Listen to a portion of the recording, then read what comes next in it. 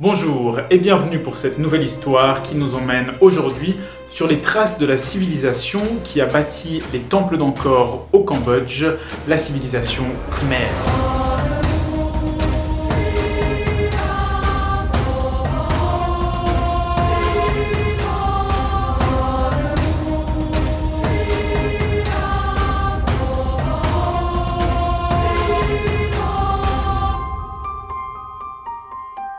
La civilisation Khmer est l'une des plus importantes civilisations à s'être développée en Asie du Sud-Est. À l'apogée de leur puissance, les Khmers occuperont le sud du Vietnam, le Laos, une bonne partie de la Thaïlande et même une petite partie de la Malaisie. Les plus anciennes traces que l'on a pu retrouver à ce jour de cette civilisation se trouvent aux abords de la ville de Kampong Thom au centre du Cambodge. Cet empire est traversé par le fleuve du Mekong, qui est véritablement, et vous allez le voir, la source de son pouvoir. Les historiens estiment que l'empire Khmer aurait existé entre le 9e et le 13e siècle. Mais pour que ces chiffres soient un peu plus parlants, je vous propose de regarder ce qu'il se passait dans le reste du monde à cette époque.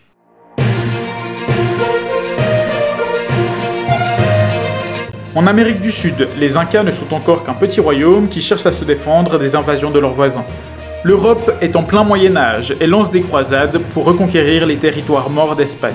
En Éthiopie, l'empereur Gebre Meskel ordonne la construction des églises Lalibela taillées à même la roche sous le niveau du sol. Plusieurs dynasties se disputent le pouvoir de l'empire chinois, ce qui poussera à de nombreuses avancées technologiques, dont l'invention de la poudre à canon. Et les Khmer alors, par rapport à tout ça, qu'est-ce qui rend leur civilisation si intéressante ?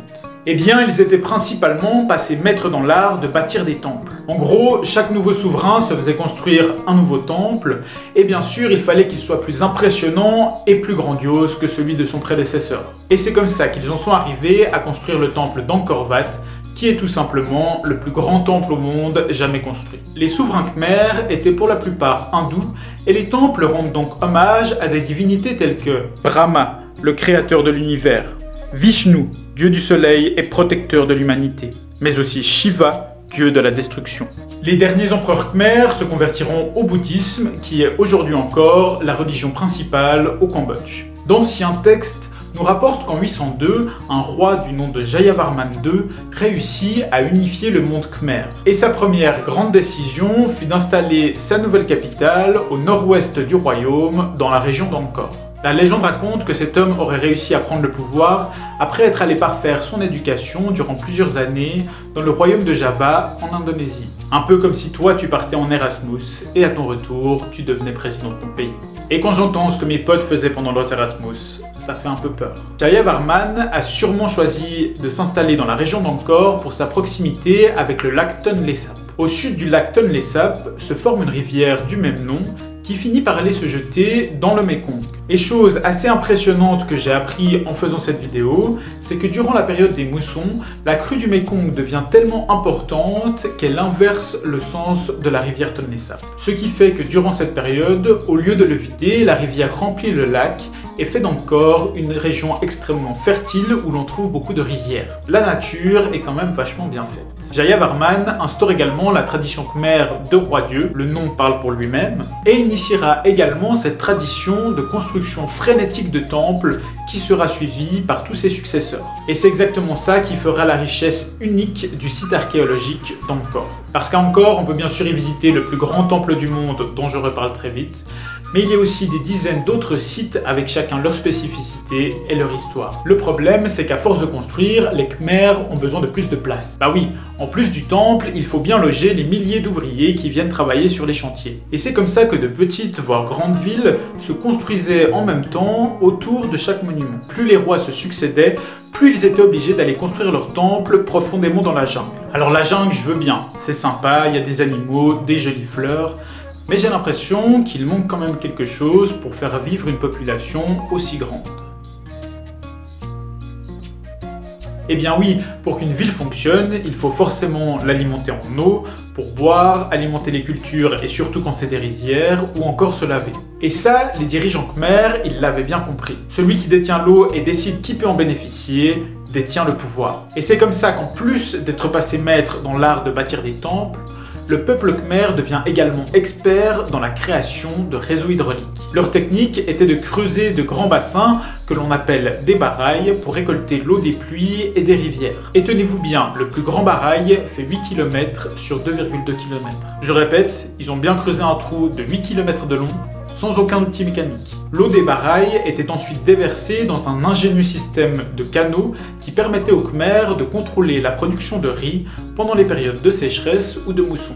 Jusqu'au début du XIIe siècle, les Khmers ont construit toute une série de temples assez remarquables. On peut par exemple citer le temple de Prerup, qui était dédié à Shiva et servait apparemment surtout pour les rites funéraires. Ou encore l'impressionnant Baphuon, également dédié à Shiva et qui est sobrement surnommé la montagne d'or. Mais c'est au début du XIIe siècle et l'arrivée au pouvoir de Suryavarman II que l'histoire du peuple khmer va véritablement s'inscrire dans la légende.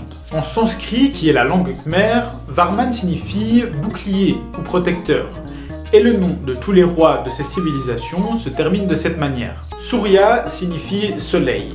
Et d'ailleurs, le surnom de Suryavarman était le roi soleil. Bon, d'accord, c'est pas très original. Et pour ceux qui se rappellent du début de la vidéo, vous aurez compris qu'il était particulièrement adepte de Vishnu, le dieu hindou du soleil. C'est donc tout naturellement que Suryavarman décide de lui dédier la construction d'un nouveau temple. Je veux bien sûr parler d'Angkor Wat.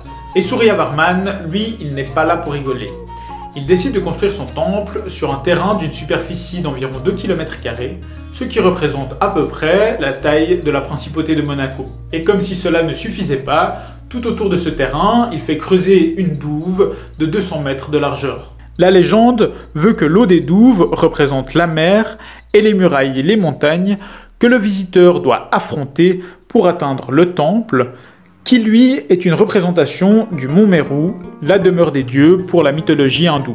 Pour simplifier, le visiteur devrait passer une série d'épreuves pour atteindre le paradis, au centre duquel se trouve bien évidemment Suryavarman. Le type ne passait clairement plus les portes. D'après les chiffres que j'ai trouvés, le temple serait constitué de plus d'un demi-million de tonnes de pierre. Suryavarman aurait dû engager plusieurs milliers de tailleurs de pierre. Et ça, c'est sans compter toutes les personnes qui travaillaient pour les extraire des mines et tous les autres corps de métier nécessaires au bon fonctionnement d'une ville. Et si vous trouvez qu'aujourd'hui le style du temple paraît un peu froid et austère, imaginez-vous bien qu'à l'époque toutes les pierres étaient peintes et les moulures étaient en or. Le spectacle devait être grandiose. Bref, sans le savoir, Suryavarman était en train de construire le plus grand édifice religieux jamais construit par l'homme.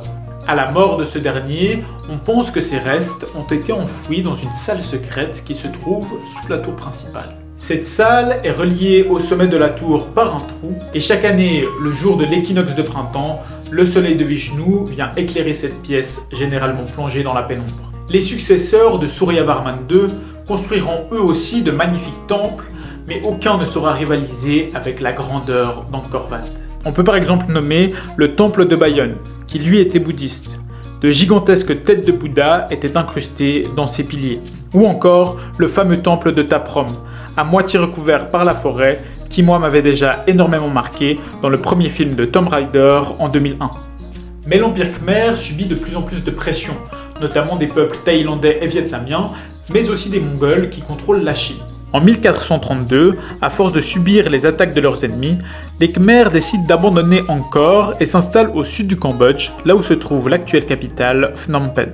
La vallée d'Angkor est laissée à l'abandon et ses temples sont engloutis par la jungle. Il faudra attendre 1861 et l'exploration d'un naturaliste français pour que ces vestiges soient redécouverts. Depuis, les experts ne cessent de multiplier les recherches sur cette civilisation qui n'a de loin pas encore révélé tous ses secrets. Angkor Wat devient rapidement le symbole du Cambodge. Les moines bouddhistes s'y rendent en pèlerinage aujourd'hui encore et ce temple est même représenté sur le drapeau du pays. L'ethnie khmer a quant à elle subi de nombreuses dominations de la part de ses voisins et plus tard des colons européens, mais elle représente aujourd'hui quand même 90% de la population cambodgienne. C'est en 1995 que le mot khmer refera parler de lui, mais cette fois-ci de manière particulièrement tragique. Un groupe politique d'inspiration communiste, les Khmers rouges, prennent le contrôle du pays au terme d'une guerre civile. Les Khmers rouges dirigeront le pays durant 3 ans, et c'est durant cette période qu'ils se rendront coupables du meurtre de 1,7 million de Cambodgiens, soit 20% de la population de l'époque. Mais ça, j'en reparlerai sûrement dans une prochaine vidéo. Et c'est ainsi que se termine l'histoire de la civilisation Khmer et d'Angkor Wat, le plus grand temple du monde. J'espère que le voyage vous aura plu, et moi je vous dis à bientôt pour une prochaine histoire. Ciao!